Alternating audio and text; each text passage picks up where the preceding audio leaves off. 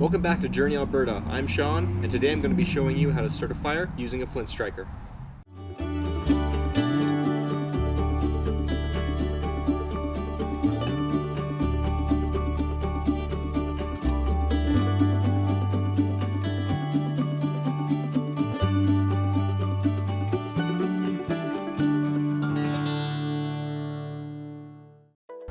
Obviously for this, you're going to need something to strike the flint with.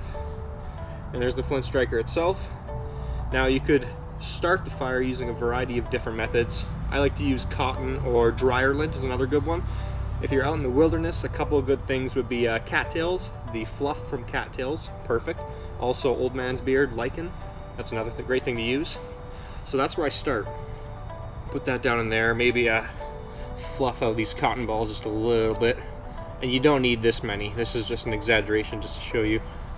It's starting to rain a little bit on me. Next I've got 3 levels of wood here. Really thin pieces, a little bit of thicker, and a log just for today's demonstration purposes. Normally I would have a bunch more wood if I was actually out in the wilderness having a fire. What I'm actually going to do is take these small pieces and put them right underneath this bigger pile here,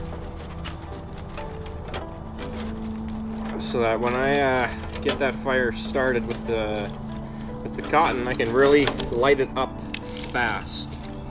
I got it right there ready to go for when the fire starts. That's very important when you're starting a fire using this method.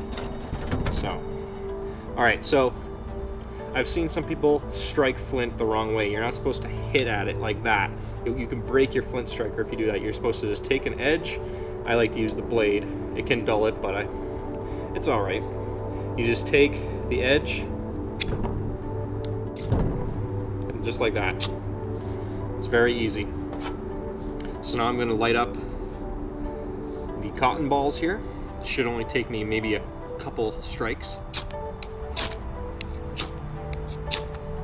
There we go. It's lighting up. Make sure I don't smother it.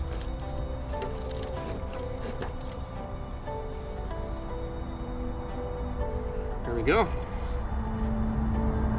Because I had my tinder bundle ready right there, everything was good to go.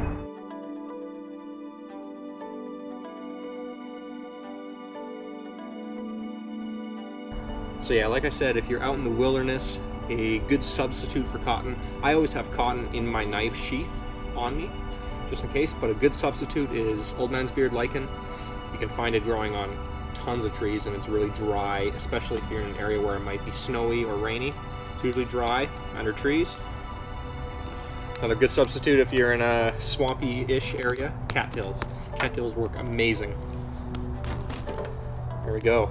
We got fire just like that. With the fire comes heat, the feeling of safety, I guess. Something to cook over as well.